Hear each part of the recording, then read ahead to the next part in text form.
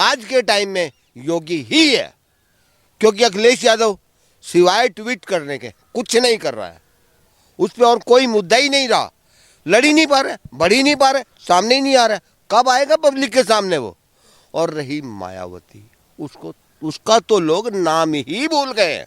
नमस्कार, स्वागत है आपका एडवांस इंडिया पर। मैं हूं नवीन चौहान। हर किसी के जहन में बस एक बात है, 2022 में क्या होगा। चुनाव तो बाद में है, लेकिन उससे पहले एक और सियासत सज रही है। वो किसान आंदोलन के जरिए ही सही, लेकिन इन सब के बीच कौन है वो सिकंदर जो वाकई उस कुर्सी तक पहुंच पाएगा? योगी, अखिलेश, मायावती, ये तीन चेहरे उत्तर प्रदेश में फिलहाल हैं, और चौथा चेहरा असदुद्दीन ओवैसी भी है। इस वक्त हमारे साथ राजनीतिक विश्लेषक रमेश ग्रोवर जी मौजूद है। रमेश जी, चेहरे तो इस बार यूपी में बहुत हैं, लेकिन वो जो ताज है, उस ताज को कौन सा चेहरा पसंद आ रहा है? सवाल ये है इस बार। आप विश्लेषक हैं, समझते हैं सियासत को, सालों साल से देखते आ रहे हैं, क्या नजर आ रहा है इस बार? योगी के सामने सब हैं, लेकिन टक्कर कौन देने वाला है? आज आपने बताया कि सभी योगी के सामने है, लेकिन योगी तो आज के टाइम में योगी ही है, क्योंकि अखिलेश यादव सिवाय ट्वीट करने के कुछ नहीं कर रहा है। उस पर और कोई मुद्दा ही नहीं रहा, लड़ ही नहीं पा रहे, बढ़ ही नहीं पा रहे, सामने ही नहीं आ रहा है। कब आएगा पब्लिक के सामने वो? और रही मायावती, उसका तो लोग नाम ही भूल गए हैं। मतलब दलितों की सबसे बड़ी नेता, और आप कह रहे हैं नाम भूल गए? उन्होंने जो चीफ मिनिस्टर बनी, चाहे 5-5 बार, आप कह रहे नाम भूल गए? जिन्होंने सियासत को बदला, आप कह रहे नाम भूल गए? नाम ही तो भूल गए। कहाँ है वो? न पेपर में, न मीडिया पर, कहाँ है वो? क्योंकि उसने भाजपा का दामन थाम लिया है, इसलिए वो चुप है। और रहा टक्कर देने वाली बात, मायावती को ओबीसी, हमारे चंद्रशेखर, यही उसको खत्म कर देंगे। कुछ नहीं है, कहीं नहीं है।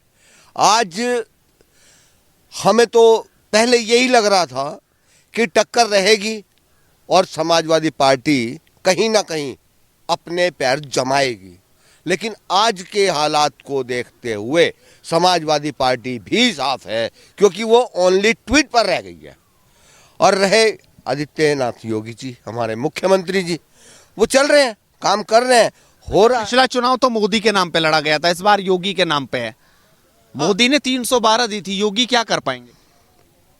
इस बार मोदी का नाम भी नीचे जा रहा है। यूपी में आदित्य योगीनाथ जी की ही सरकार बनेगी, क्योंकि वो काफी कुछ कर रहे हैं, चल रहे हैं, लोगों को हौसला दे रहे हैं। हर काम में आज हमारे मुख्यमंत्री जी बढ़ चढ़ के हिस्सा ले रहे हैं, और वो दे रहे हैं साथ, तो क्यों नहीं निकालेंगे सीट? क्योंकि और कोई सामने रहा ही नहीं है, तो कहाँ चलेगा, कौन चलेगा? क्योंकि सामने टक्कर वाली पार्टियां तो खत्म हो गई। अखिलेश यादव को कैसे आप इतनी जल्दी? यूपी का तो इतिहास रहा है, एक बार कोई, आप कैसे ये बात कह रहे हैं? कैसे कह रहे हैं? कैसे ना कहें? क्या हो रहा है? कहाँ गए अखिलेश यादव? सिवाय किसानों का मुद्दा लेके वो वहां भी सामने नहीं है, तो कहाँ है वो? आज पब्लिक उसको चाहती है जो सामने है, जो प्रत्यक्ष है, जो मौजूद है। आज लोगों को हाथ पे रखा हुआ चाहिए। कल की उम्मीद कोई नहीं करता, तो कैसे, कौन जानता है? भूल गए सब लोग, सब भूल जाएंगे। और आने वाला कल योगी आदित्यनाथ जी अपने नाम से ही सीट निकालेंगे। मतलब आपको ऐसा लग रहा है? लेकिन चुनाव में बोला जाता है कि रातों रात चुनाव बदलते हैं, वक्त बदलता है। क्या अभी भी, क्योंकि वो बढ़े बिल, जो बिजली के लोग परेशान हैं, बेरोजगारी जो लोगों को परेशान कर रही है, आपको लग नहीं रहा कि यूपी में ये बड़ा मुद्दा रहने वाला? और किसान आंदोलन जो यूपी में इस वक्त सबसे बड़ी हवा दे रहा है, वो मोदी को नुकसान है, योगी को नहीं। बिल तो योगी ने ही बढ़ाया ना। ये तो ऑल इंडिया का मुद्दा है ना। किसानों का मुद्दा ऑल इंडिया का मुद्दा है, ना कि यूपी का मुद्दा है। तो इसलिए उसका असर योगी सरकार पर बहुत कम होगा, क्योंकि कुछ लोग इनमें भी मिले हुए हैं, किसानों में भी, जो उसको आगे नहीं चलने दे रहे हैं। तो इसलिए आपको क्या लग रहा है? आप किसान आंदोलन क्या लग रहा है? पूरी तरह से राजनीतिक रंग ले रहा है? यहाँ पर नेताओं की जो आवाजाही है वो पूरी तरह से 2022 की सियासत को साधने की है? देखिए, किसानों का मुद्दा कुछ दिनों में ठंडा हो जाना है। जैसे कि लोग सोचते थे किसानों का मुद्दा ये होगा, वो होगा, वो होगा, कुछ नहीं होगा। कल इनमें समझौता हो जाना है और ये मुद्दा यहीं खत्म हो जाना है। आपको लग रहा है कि खत्म हो जाएगा मुद्दा? बिल्कुल हो जाएगा। कब तक लड़ेंगे, कब तक? अरे अगर खाने को नहीं मिलता ना, और ये तो पंजाब की एक सियासत चल रही है, अब अगर वो राशन नहीं इनको ना मिलता तो ये मुद्दा तो कभी का खत्म हो जाता। क्या राकेश टिकैत लड़ सकता था इस मुद्दे को? कभी भी नहीं, कुछ दिन में खत्म हो जाना था। तो इसलिए आखिर कब तक खिलाएगा कोई? और अब क्या इस बार राम मंदिर एक बड़ा इशू रहेगा वोट डालने के लिए?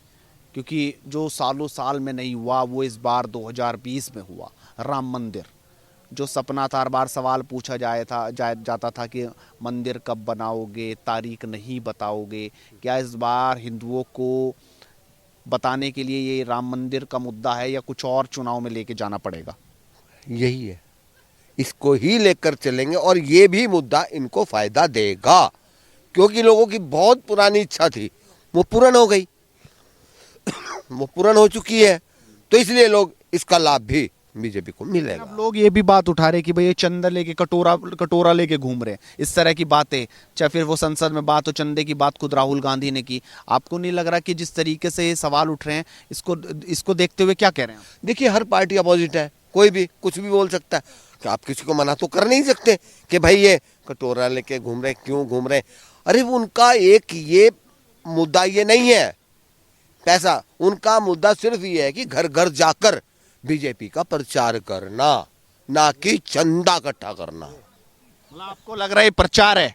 अगर भगवान के नाम पर 1 रुपया जा रहा है, 10 रुपए जा रहे हैं, तो वो आपको नहीं लग रहा वो चंदा है? मैंने ये बात नहीं कही है। नाम तो बीजेपी का है ना, वर्कर तो बीजेपी के हैं ना, चंदा तो राम के नाम का ही जा रहा है। लेकिन पार्टी जाके ये तो कहती है कि बीजेपी के लोग हैं, प्रचार भी हो गया। विश्व हिंदू परिषद के बीजेपी का कहाँ? क्या बीजेपी के भी है? एक ही बात है, क्यों उलझा रहे हो? बात तो एक ही है, प्रचार तो बीजेपी का ही है, प्रचार तो उसी का हो रहा है। अखिलेश ने जो ये बात कही थी चंदे वाली, क्या नुकसान पहुंचा रही है बहुत जबरदस्त? ऐसा है, मेरे मन में चोर है तो मैं सभी को चोर बताऊंगा बस। अब मेरे को लग रहा है मेरे घाट पीछे से सब कुछ कट रहा है, मुझे तो तकलीफ होगी ही, तो मैं क्यों नहीं कहूंगा? मैं तो कुछ भी कहूंगा, मेरे कहने से क्या होता है? इस बार टक्कर किसकी आपको लग रहा है? भी नहीं है टक्कर, बिल्कुल ही नहीं है। बिल्कुल भी नहीं है, कोई नहीं है, कहीं नहीं है, कहीं नहीं है, कहीं नहीं है। नहीं बदल रहा इस बार चुनाव? ना, जीत पक्की है? 100% 100% है। आप मेरे से कहलवाना चाह रहे हो कि मैं अपोजिट पार्टी की बात करूंगा, तो नहीं है, नहीं है। तो चलिए, बात करी रमेश जी से हमने कि आखिरकार क्या वो सोच रहे हैं, समझ रहे हैं, और लगातार मुद्दे की बात करते रहेंगे। अपने सहयोगी रोहित के साथ नवीन चौहान, हेडलाइंस इंडिया।